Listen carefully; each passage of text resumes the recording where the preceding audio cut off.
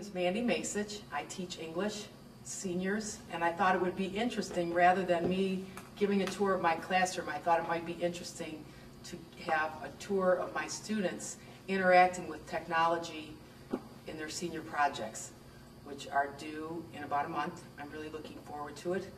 And it's a self-directed, self-discovery learning process that may or may not involve technology. And these are students who happen to choose to use technology in their project. And they're all stars, and you'll see, and I'm sure be very impressed. Me and Brad have a comic website, and that's what we did for our senior project.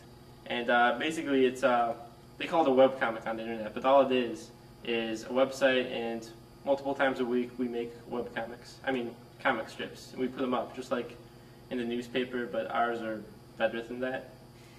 And it's really fun, actually, and that's a great thing about this class, that you can do whatever you want. I don't think the question of why we're using technology is actually that important. It's exactly the same thing as questioning if you're going to ride your bicycle, if you're just going to walk someplace. You know, the bike, it's easier to use and it's quicker, so you're 9 times out of 10 you're going to use it. And it's the same thing with our comic website we have. You know, we could have just handed out all our comics, but that's not as efficient. So the ability to use the internet to show everybody our stuff is just, it's easier to use.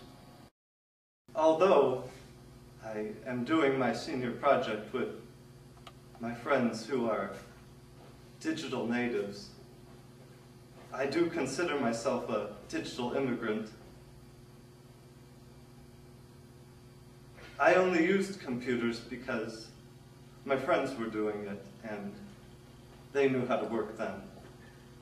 It's technology that gives the viewer a more lucid interpretation of what the director wants to portray.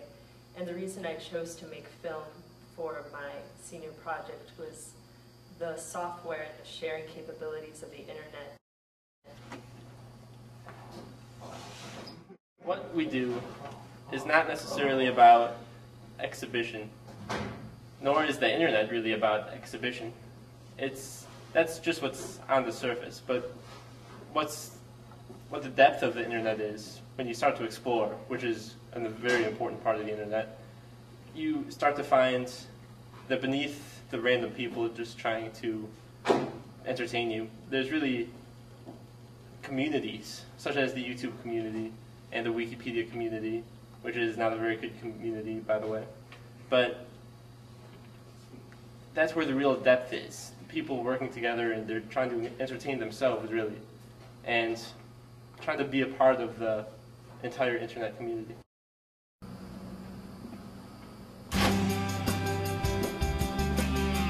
The truth of the matter is, I'm only doing my senior project this way because my friends are doing it, and of course it's a social activity.